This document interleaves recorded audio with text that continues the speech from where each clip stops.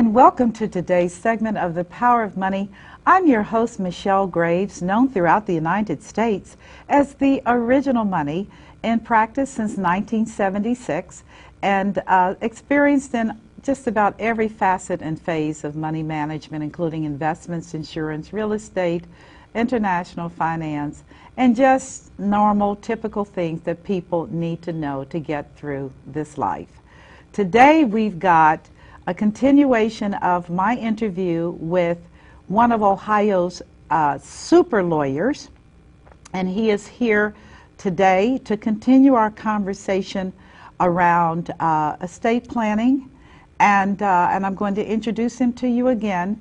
Michael J. Millonig, attorney at law, is his offices are in Dayton, Ohio. Just in terms of his credentialing, he is a Ohio State Bar Association board certified estate planning, trust, and probate specialist. He is certified as an elder law attorney by the National Elder Law Foundation. He is CPA in active status, and he is a VA accredited attorney. I like to share with all of you that it is always a distinct honor and a privilege to work with a person of his background and caliber. And therefore, I was extremely honored to have him on as my guest to deal with some tough areas that many of you may know very little about, or may know a few things but not feel very comfortable. So again, we're going to be talking today for the next hour on the entire subject of trust, T-R-U-S-T-S. Now, before you glaze over and say, I can't take it, you're going to have to take it, because trusts have been around for hundreds of years, and they are a very powerful tool for people to create a legacy for their children and grandchildren, as well as to shelter assets. So today we're going to be talking about that subject, and again I welcome my very esteemed guest, Michael J. Millonig, attorney at law, specializing in the field of estate planning and probate. Thank you. Good to have you Thanks back. for having me on your show. Oh, Thank yes, you. it's always a distinct pleasure. Trust. What a topic. Where do we want to begin? Well, let me just talk first a little bit, some general things about estate planning, Okay. and maybe talk about taxes a little bit too. Estate planning is the process of arranging your affairs for the orderly disposition of your property when you pass away. Yes. Estate planning also is planning for potential disability. Okay. We probably won't talk too much about that today. We want to focus on trust. But estate planning is really just, we're all going to pass away someday. We don't like to think about it. Yes. But we want to have a basic will and or trust in place to do that. Okay. So. And a will is? A will is simply a legal document that says who gets your property when you pass away. Okay. And there's other things you can put in there too. There's, for example, for a very young couple, sometimes people in their 20s or 30s not worried about a will. They say we don't have anything. Well, if you have children, in the will you can nominate a guardian who would be the guardian for your children if both parents pass away. That is very important. Sure. The issue of guardianship and children. Right. Right. That's something I think a lot of people completely overlook because they don't believe it's going to happen to them. Right. Well, that's kind of what estate planning is about. Yeah, we don't like to think about those things, but if we do, we don't end up having a disaster when something does happen. We make things easier for our loved ones by doing our basic estate planning, and of course, and another objective also too is generally to minimize any type of estate taxes too when we pass away. Now, what do you mean by estate taxes? Well, there's we pay taxes all our life. Oh yeah. We pay income taxes. We pay employment taxes, withholding taxes, real estate taxes. So if you have anything left, then you might be paying estate taxes. I'll talk about federal in Ohio, and this has changed an awful lot in the last 10, 15 years. It's really kind of a political football every time we have an election is the federal estate tax. So I'll just start where we are right now. Right now we have the highest federal estate tax exemption we ever had. It's $5 million. And So wonderful. So that right. means 5 million of assets or 5 million in taxes. No, 5 million, your total estate, which is basically anything you own of value, real Okay. estate, bank accounts, stocks. If we added up your total value of your estate when you pass away, if you're under 5 million this year, no federal estate tax. Now, next year it's scheduled to go back to $1 million. And this is why I say it's kind of a political thing all the time. So we don't know what's going to happen. If nothing happens in Congress, next year we're back to $1 million. So if you get above $1 million, you're going to pay a state tax, federal state tax. And the bad thing about that is the top rate is almost 50%. So it's not like it's 20% or something like that. It's almost 50%. And that is all assets of the decedent. That would be the real estate, stocks, bonds, mutual funds, qualified plans like IRAs, 403Bs, 401Ks, everything that is in that individual's name is subject to that tax calculation, That's correct? Right. And IRAs and pensions are not exempt.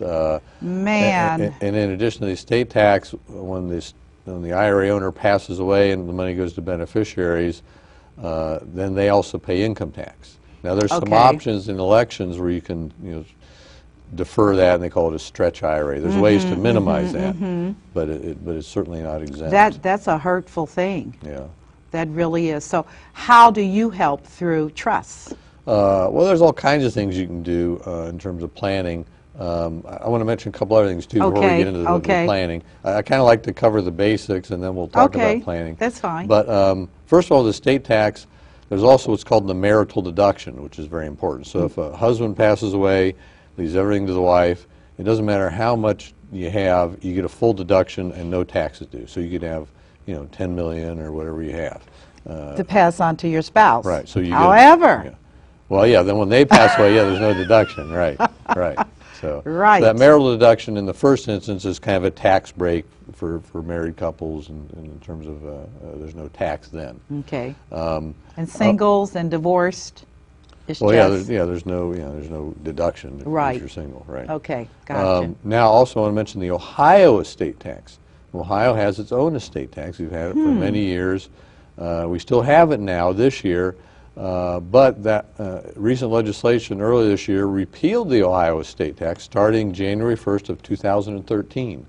So it's starting then. Next year we have no Ohio estate tax, which is interesting because for many years, actually the Ohio State Bar Association kind of lobbied and tried to get the estate tax repealed. And the reason is people go to Florida, at least motivated in part by the fact that Florida has no estate tax. So we've lost a lot of people from Ohio for the estate tax issue.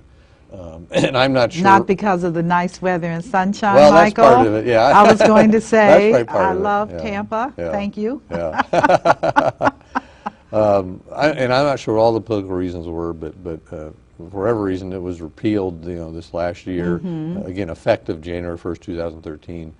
There was kind of a lot of fallout about that because a lot of people probably don't know this, 80% of the Ohio state tax, it's allocated between the state and the cities and townships. 80% of that estate tax money went to the cities and townships. My gosh, So to pay for their police, fire. Yeah, sure. And that is major money. Oh yeah, that can be a significant amount, and it is for most places, sure.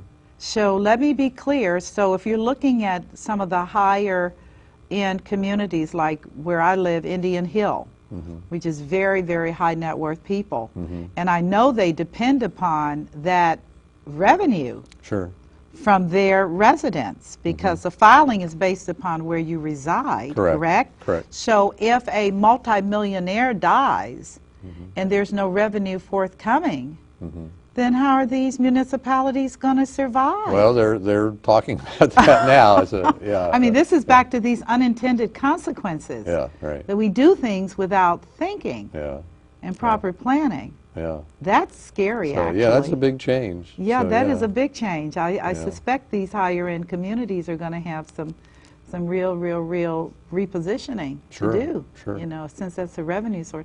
So Yeah. the state of Ohio, effective 2013, unless legislators hear from God, Yeah, which is, Uh, there'll be no estate tax. correct. No Ohio estate Ohio tax. Correct. estate tax, Right, right. period. Correct. So how does that translate into the market? So if a person dies right now with the $5 million exemption, they will still have to pay Ohio estate Right, tax. and right now, Ohio has its own exemption, and it's approximately $338,000. So if you're under $338,000, there would be no estate tax. If you're above that, the rates are not as bad as the federal. The top rate in Ohio is 7%. So Oh, it's that's not bad. So it's not as 7 is not onerous. 50. Yeah, it's a big I difference. mean, there's a huge difference, Sure, yeah. but 7 is still, if you Yeah. have an estate of 7 million, Right. I mean, a estate of $1 million, and it's a 7%, that's still significant revenue. Well, sure, yeah. Yeah, that could help a struggling economy. Yeah, right. It can.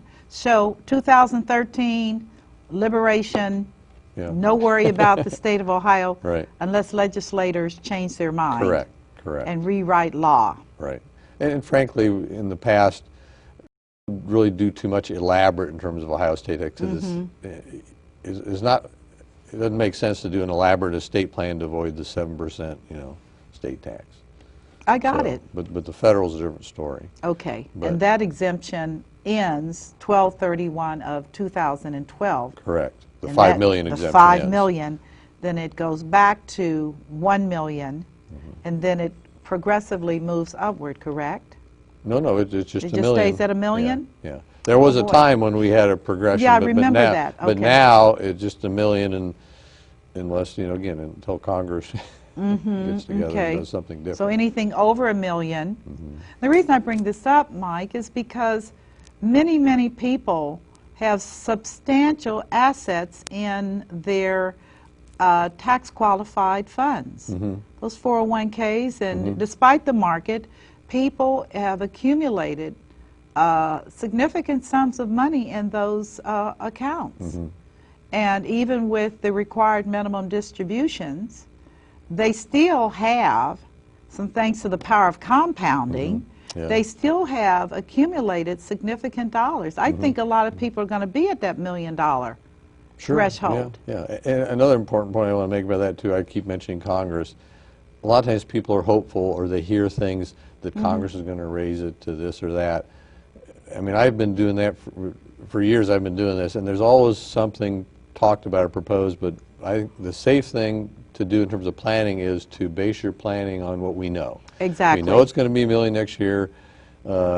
If they change it, then we'll change our estate plan. Right, But right. we're not going to base our planning on hoping that it's going to go up to $3 million or $5 million again. Right. Well, that We just wouldn't be don't know. prudent. I No. couldn't imagine. Yeah. But that is significant because you and I both know that the dead cannot vote. Right. That's right. Right. They can't. Yeah, and they can't come back and change their estate plan. And they once it's- can't come yeah, back it's- because yeah, once it's done, it's done. Yeah. That's yeah. very interesting. Yeah. That is very interesting. So no taxes. What about Kentucky? Because this show goes into Kentucky as well. Well, I'm not licensed in Kentucky. I don't know too much about Okay, Kentucky except, okay. well, actually, I do know Kentucky has the traditional inheritance tax, Okay. where it's levied on how much passes to the beneficiaries, which is that's kind of old-fashioned. But Okay. I don't deal with that too. I have to call someone in Kentucky if I'm Okay, gonna I advise somebody. understand that. I respect boundaries and expect Yeah, licensing. yeah. I was just curious about that Yeah. because, but the federal affects everyone. Sure. Yeah. So the threshold is $1 million. Right. That's right. And everything over $1 million, you're going to get whacked. Right, that's right. Okay. Well, we should mention gift tax, too. There's a federal gift tax. So if you give away money, you potentially pay gift tax. Because a long time ago, back in the, I think it was really not only for a few years back around maybe 1910, maybe it was 1916, when they first passed the estate tax, people thought, well, we'll just give it away right before I pass away. And Right, people did that for a while. right. So Congress quickly enacted a gift tax.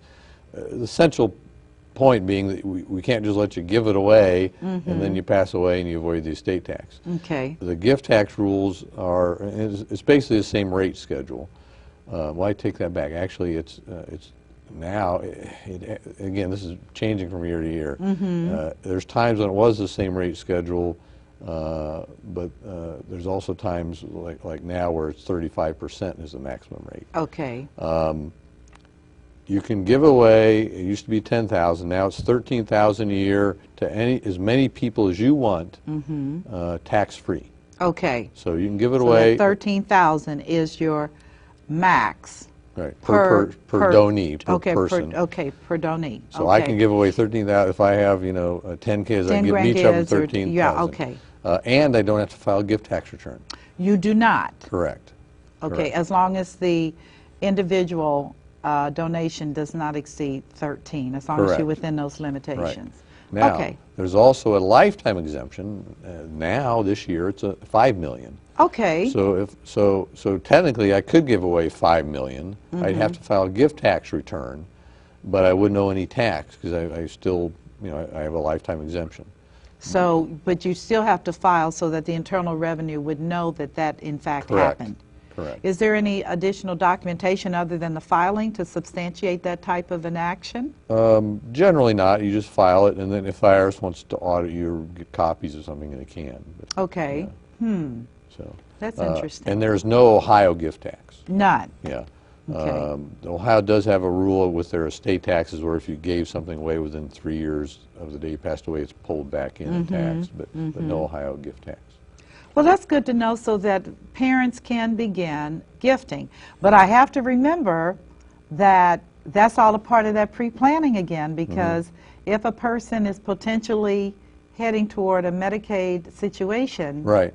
that Yeah. gift That's can right. be the noose around the neck, so Right. to speak. We always have to qualify that, and we had a whole about this. Right. But if you give away, we said you can give away 13,000 a year, but if something happens later and you go to a nursing home and you're spending down, and then you are ready to apply for Medicaid, Medicaid has no rule that says you can give away 13,000, and you're going to have a problem with Medicaid eligibility. So we have to qualify that gifting advice. Okay. Okay. I'm just thinking your information that you've shared has always provoked me to look at what if it doesn't happen the way we thought. And I'm just saying that for most people, if they are wanting to gift, the $13,000 cap is very, very good. However, again, that's looking at that if you ever have to go into a facility, then you're up under that 5-year. Right. 5-year look back. 5-year look back. Right. Okay. Right. Okay. Well, that's good information to know, though. Yeah. Another thing about gifting, as estate planners, lawyers, and other planners talk about gifting a lot, and there are a lot of techniques using trust and otherwise with gifting. But my experience is people don't like giving their money away. people work hard all their life. Yeah. So I don't want to cavalierly indicate that everyone should just give their money away. And later when we get to the planning, we can talk about some of the techniques. But what we really try to do, if we're trying to minimize federal estate tax, is give it away in terms of getting out of our estate, but somehow retain control over it or retain some benefit if we need it. It's kind of a balancing act. But that's kind of what we try to do as much as we can. Okay. So we can talk about trust if we're ready to talk about that. Yeah, I do. I'm the thought that comes through my head again is all of this planning and strategic planning and pre-planning is always predicated on having addressed the issue of risk, which is the value of an estate plan clouds if you don't have long-term care. Here we are again. That's an important part of planning. I just had a conversation with a couple that was totally opposed to any form of long-term care. And I said to them, the elegance of estate planning is in preserving assets. Yeah, right. Not in losing assets. Right. So I just had the sidebar comment on that because I'm still a little bit irritated by that meeting because I'm like, you don't even understand. This is an elephant in the living room. You're going to have to deal with it. Sure. It Sure. is. Okay, well, we can talk about trust. Well, yeah, So where do you wanna let's get? cover some Let's talk basics. about the history, Yeah, because that well, I find interesting. we've had trust for hundreds of years as part of English common law, and I'll tell you the most common reason for a trust, probably for hundreds of years, has been if you have a child or other beneficiary that isn't really capable of taking care of the money. Okay. For maybe they're disabled in some manner, or they're fine, but they're just not responsible. Okay. That's like one of the most common reasons for a trust. Okay. But let's kind of define a trust first. Trust is something people talk about it, and even people have trust and don't understand their trust. A trust is a legal relationship concerning property between people. Okay. It's not an entity. Well, you know, we've heard of like corporations or LLCs, businesses usually use Yes. that. It's not really like that. I call it a legal relationship. Okay. And it's defined specifically by not only trust law, but the trust instrument itself. Okay. And the people involved, we have the grantor or settlor, that's the person who creates the trust. We have a trustee, and that person is I call them the manager. They're in charge Okay. of the trust. Their name's on the account. And then we have the beneficiary. That's the person who is entitled to get the income and benefits of the trust. And that may be the same person. In the most common trust, which we'll talk about, the trust to avoid probate, people set it up and they're all All same three? three people. Same Oh, three, wow. yeah. I did not know that. But there's a lot of other trusts where that's not the case, where there's a difference. You have three different people in all positions. I like to tell people a trust, think of it as a different way of owning property. Most people own things. You own your car, and your name's on the title, and you drive it down the street and do whatever you want with it. And let's say you have no loan or anything. Okay. But some people lease a car, don't they? Yeah. So, but they still, when they drive down the street, you don't know if they're leasing it. They're still allowed to drive it and do what they want with it, but they have a lease arrangement. So that's a different way to own. Right. And your real estate too. Most of us think we own our real estate, and you know, this is my property. Right. Well, if you have a mortgage, you don't really own it. Right, right, and if you don't pay your mortgage, you're going to lose it. So the Right. bank is kind of a part owner by having their lien right to get paid.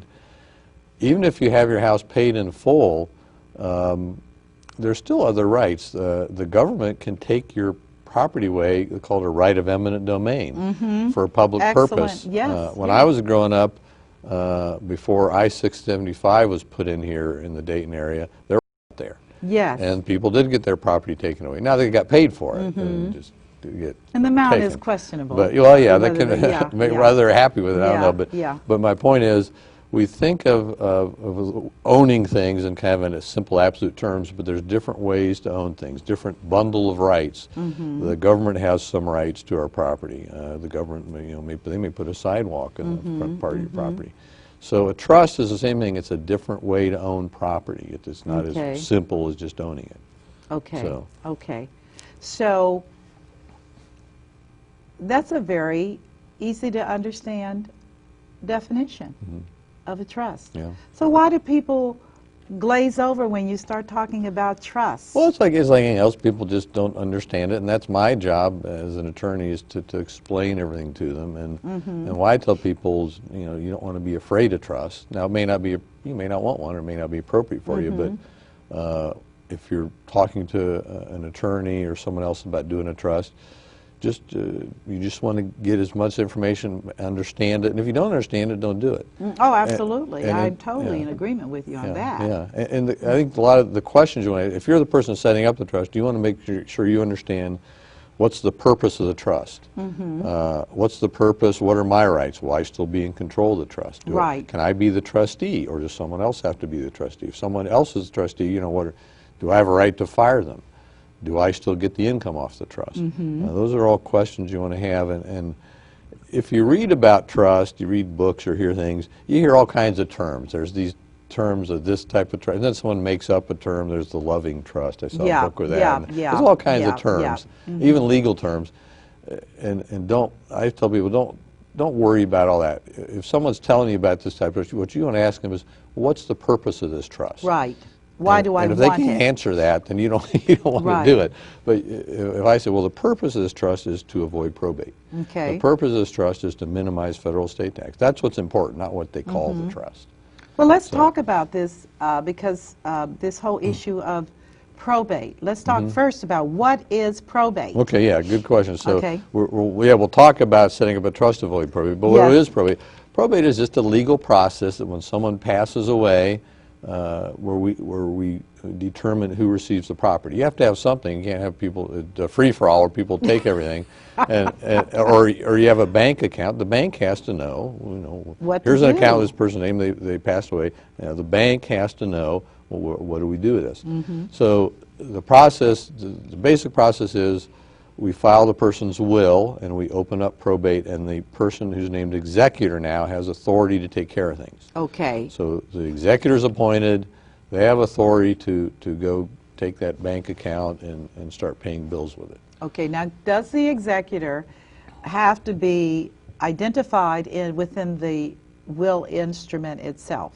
They usually are, yes. You name Okay. an executor in there. Okay, Correct. so it cannot be an after the fact type of an occurrence, meaning after a person has died.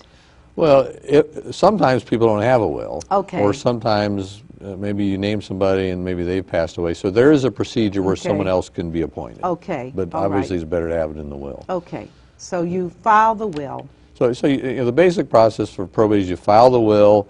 You then have to file an inventory showing what's in the estate. We open an account, get bills paid off. Then the third step would be to usually to sell things, or we could transfer things to beneficiaries, but usually we sell them. Okay. And then the fourth step is distributing everything. After we've made sure bills are paid, taxes are paid, we distribute everything to the beneficiaries, and you file a final account or report with the court. Okay. So that's basically probate. So let me understand a couple of things, because I find probate fascinating myself. It's amazing. The public nature of probate, which is you can look up in anything. You can look at, it's all public information. Yeah, and that didn't used to bother me that much, because I'd tell people, well, who's going to go down there and look it up? But now, all that's on, not all of it, but many of the courts, that's all on the internet. Yes. So yeah, you could someone in China could go look up someone's estate here in Montgomery County. Exactly. That's very uncomfortable yeah. in today's high-tech society for people to have access to that process. Right. Well, and there are some protections, and this has been, in the Okay. recent years, the bar has addressed these things so that you can't get their account numbers or social security number. Okay. So there are some protections for that. Okay. The other question I had is, what happens, and this is even before we talk about trust, but since we're talking about probate, what happens if a person dies and they have real estate that is paid for, however, they do not have a will, so it's intestate, and the real estate they have has a lien against it?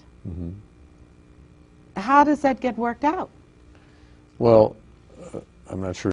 What do you mean, how does it get worked out? I mean, how does it get worked out? No, I'm serious. I've seen families completely has probate, no filing, so the person is dead. Yeah. And they move in.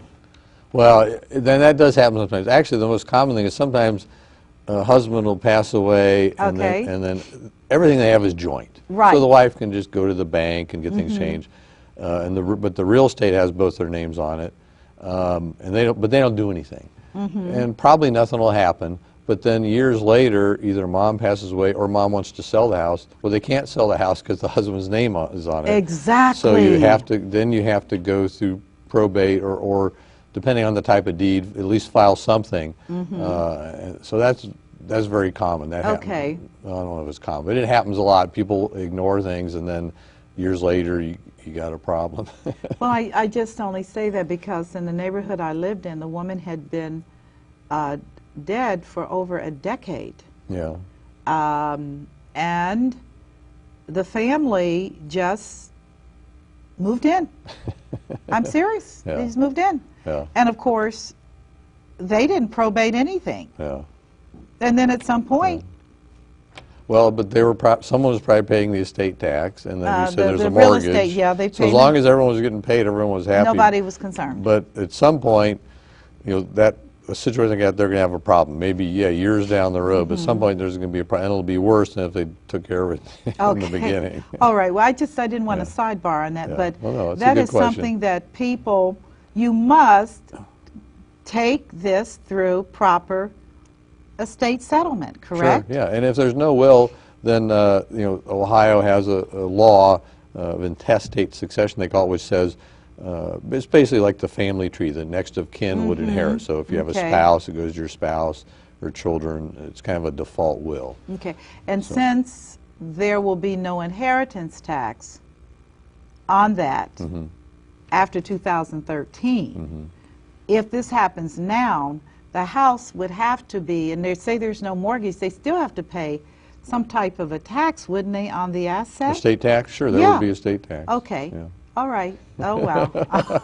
I tell you, the law, everyone has to get paid. Yeah. Well, let's go back to trust. So we've got this probate, which is an accounting and settling of the decedent's assets. Right. Okay. Right. Yeah, let's talk about the trust to avoid probate, because the most common, there's hundreds of different types of trust.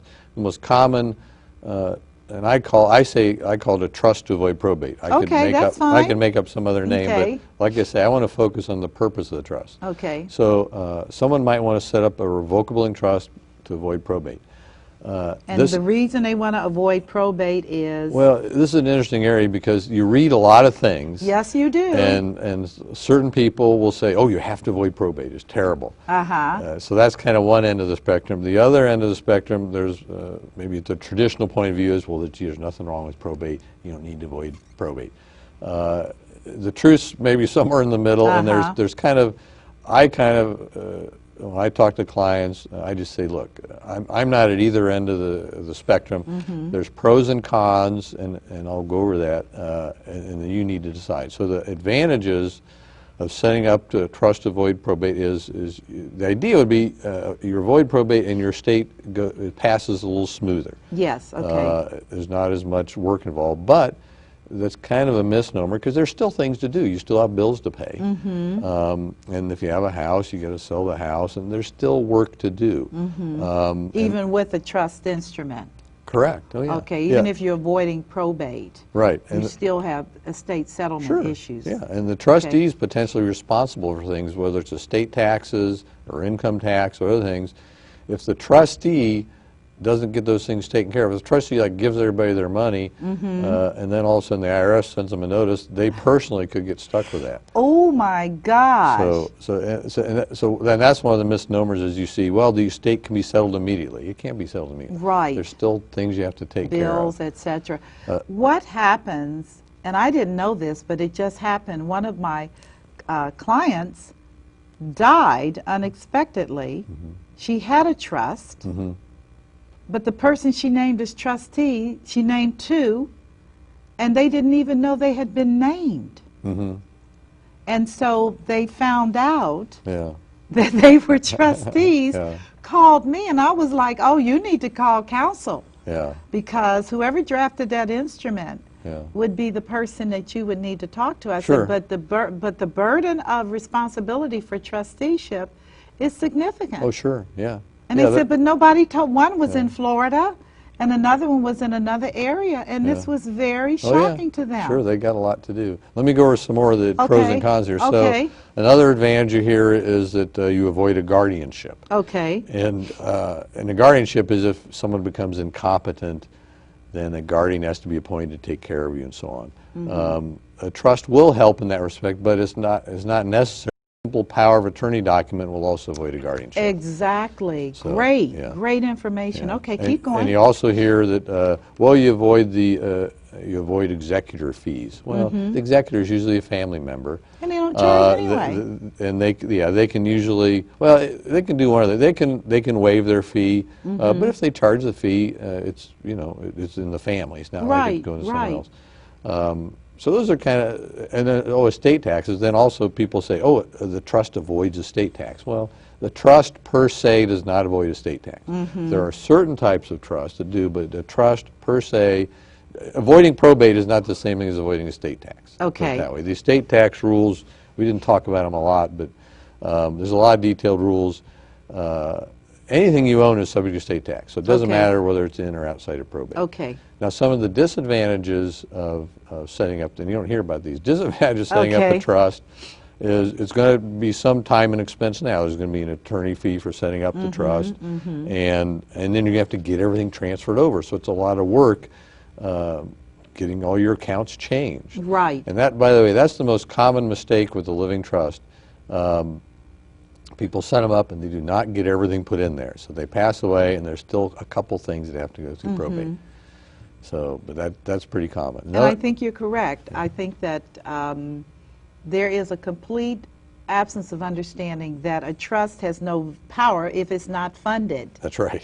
I mean, if you haven't properly set up assets to convey into that trust vehicle, then you're just out here. Again, those assets are still going to have to go, as you said, through probate. Right, that's right. And you're going to, is there a fee for probate?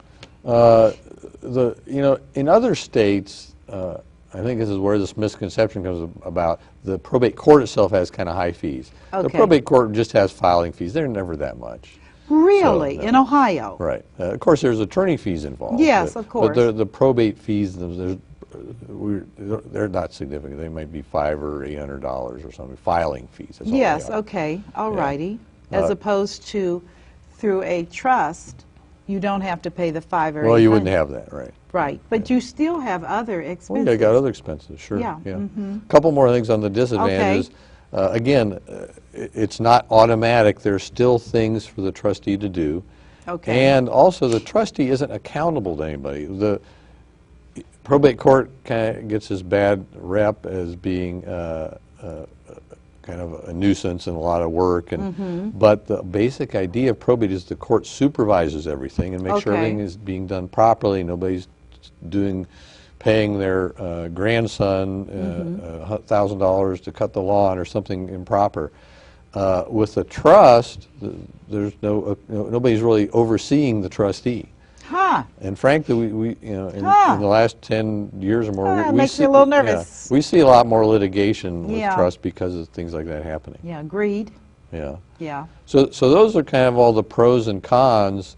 And what Can you I have tell people, co-trustees? you can. Will they look at each other? Here's what I suggest. First of all, so who do you choose as trustee or executor? Okay, You choose someone who's responsible, who could take care of whatever your estate is. It depends on, you might have a farm or something. Right. It depends, or a business. So it Right. depends who can take care of your estate. Someone who is trustworthy, someone who has time to do it. Okay. Sometimes I see people, my oldest son, he's a doctor. Well, if he doesn't have time to do it, he's not the right person. Exactly. And usually want someone local. Doesn't have to be, but you got to do things locally. So it's better to have somebody where you live. So if you live in in Dayton, you want someone here. But some people don't have anybody in town. So, but you have to kind of weigh all those factors. I suggest it's better to have one person. One person. If you have two people, what if they disagree? Then you got Yeah, a problem. yeah. And it also just kind of increases the amount of work. If you have a closing or other documents need to be signed, then they both have to sign it. So it's, and I've done that with people. I'm just telling you, it just causes a lot of work. Okay, so you want to identify a person that you can trust, that has, would you say, good skill sets in the area of accounting and filings? Because there are Sure. deadlines for Yeah. stuff. Yeah, right. And right. if you don't have a trusted family member, can you as legal counsel do that? Some lawyers do that. I personally, I don't like to do that. I suggest people, it's better to find a family member. Or you can Okay. have a bank. Okay. Banks do that. And banks are good because they're kind of objective. And you don't Okay. get into family issues. Some Okay. people have problems choosing one family Yeah. member or another Yeah. because they don't get along. So a bank is a good objective person. Now, of course, they have a fee. Yes, they but, do. But they earn it, I think. So. Well, I think about the client that I had that's now deceased, and the fact that she named two people in two parts of the country to function as trustee. Yeah. And I was like, I hope you have a lot of air tickets because you're going to be flying here.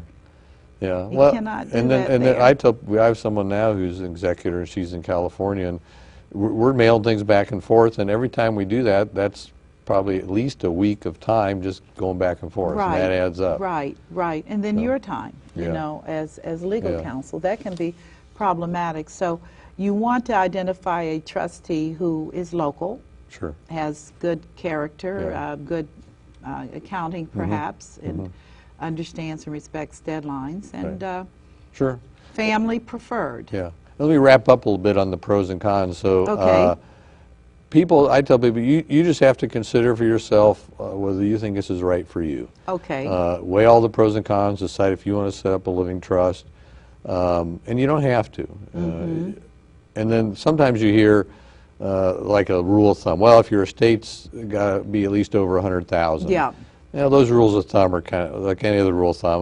What I just tell people is, if your estate's pretty simple, if you have like a house and a car and one bank account, it doesn't make sense to do a trust. But the more things you have and the higher the value, the more likely it's beneficial. Now, can your tax qualified assets convey into the trust as well, like your 401ks? No. Yeah, they cannot. Good point. No. When I do trust with people, I have a kind of a detailed instruction thing I give people. One of the things I explain is you do not put your IRA in a trust. That's considered a withdrawal and you pay income tax. But the IRA avoids probate anyway. So you just make sure you have, name your beneficiaries. Right. And sometimes we name the trust as a beneficiary because the trust is a vehicle that holds it. And the reason is, I mean, you could name, husband and wife could name each other as primary. Secondary, then you could name children or whoever the beneficiaries are. But you could also name the trust, and the benefit to naming the trust is the trust can provide for a lot of contingencies, like what if one of the kids passes away? What if someone's getting divorced or having financial problems? The trust can hold and protect that. Right. So the trust kind of can provide for a lot of things than just the beneficiary form can't. Okay, I understand. Yeah. But that beneficiary designation is important now. Oh, sure, yeah. I mean, that is key. Especially the secondary, because a lot of times people, life insurance or IRAs, people, husband and wife name each other, and they forget about that secondary one. Right. Well, why don't you elaborate for our viewers about the secondary? Just well, quickly. You're just saying, you know, I name for example, my wife as my beneficiary, but if she passes away before me, then these are the beneficiaries. Right, to make sure you don't wind up conveying assets to people you don't want to have them. Well, the default would be it would just go through probate. Okay, is that how that works? Right. Okay. You know, that kind of brings up another issue. The other issue, too, we talked about setting up a living trust to avoid probate. Yes. You can avoid probate without a trust. And so sometimes I have a discussion with people of, gee, do you want to set up all your, for example, your bank accounts? You can have them as joint tenants with children on there, or they call it POD, pay on death account. It says when you pass away, money goes to the kids. You can do the same thing with securities accounts. You can do the same thing with real estate. You name a beneficiary. And of course, IRAs and life insurance, that's common, you do that. Pretty much any asset you have now, there's another way to avoid probate by naming a beneficiary. Okay. Now, there's pros and cons to that, like anything else. Again, I think if someone has a simple estate, a house, a bank account, and a car, that'd probably be fine. But the more things you have, the more complicated it is to get all that arranged. And so let's say you have 5 bank accounts and 6 stocks and 2 pieces of real estate and 2 cars, and you arrange all that. Right. Then what if you want to change something?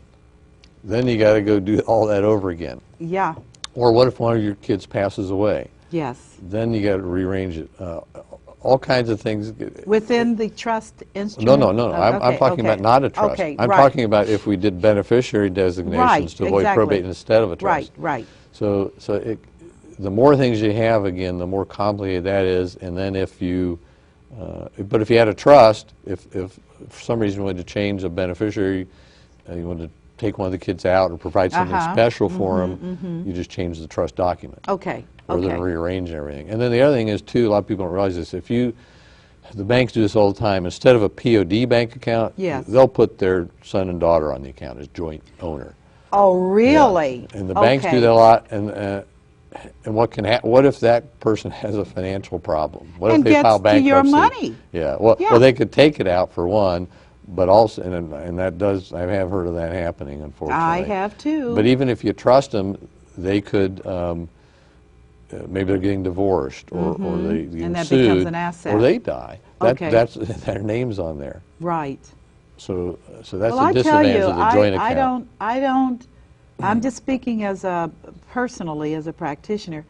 I don't like the fact that children are joint anything. I think that parents need to have it with a POD, payable upon death. Right.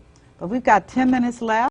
Can you believe this, Mike? Yeah. Well, let's talk about some other. We talked Okay. about the basics and the most common trusts. Okay. So that's 80%, 90% of it. Okay. But there's hundreds of different types of trust, and again, we want to say, what's the purpose of the trust? What if we want to avoid estate taxes? Yes. Federal estate tax. There's Okay. what's called an AB trust, or sometimes it's called a bypass trust. There's lots of different names for it.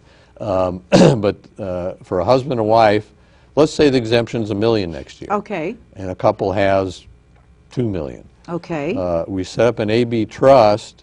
Well, let's say we didn't set up the AB trust. Husband passes away, $1 million goes to the wife. Wife has Okay. $2 million. Wife passes away, and now we're above $1 million, aren't we? Yes, so we they're going are. to pay estate tax on that $2 million.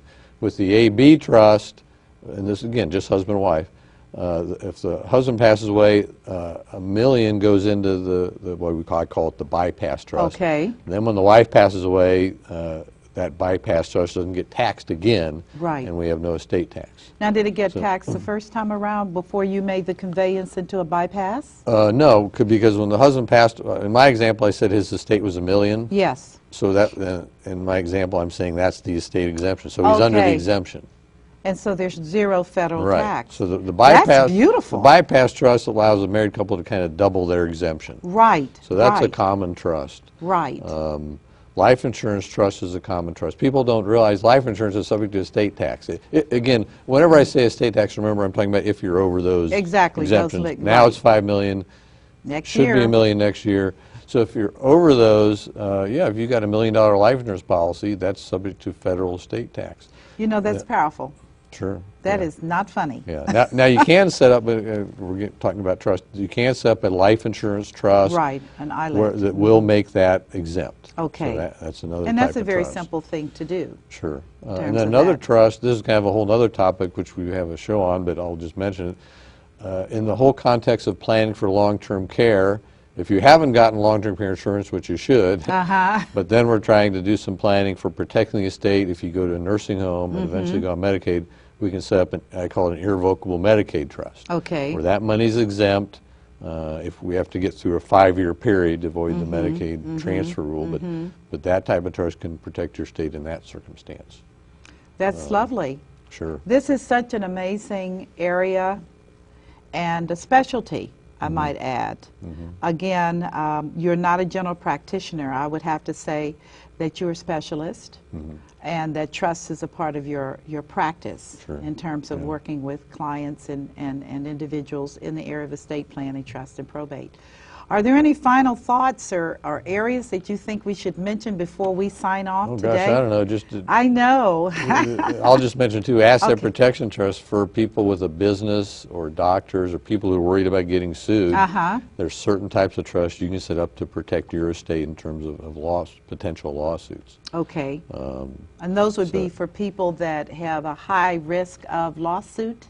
Yes. Okay. Right, and a high net worth. Okay, okay. So, but just in general, in terms of focusing on trust, I guess what I really want to tell people is, if you're talking with your lawyer or someone else about a certain type of trust, don't be afraid of it. Just get as much information as you can and ask the person to explain what's the purpose of the trust. And explain to you how yeah, it works. Yeah, they're going to throw out a term at you. This Yeah. is a loving trust or an AB trust or whatever. That doesn't tell you anything. Tell me Yeah. something, Yeah. please. Sure. Yes.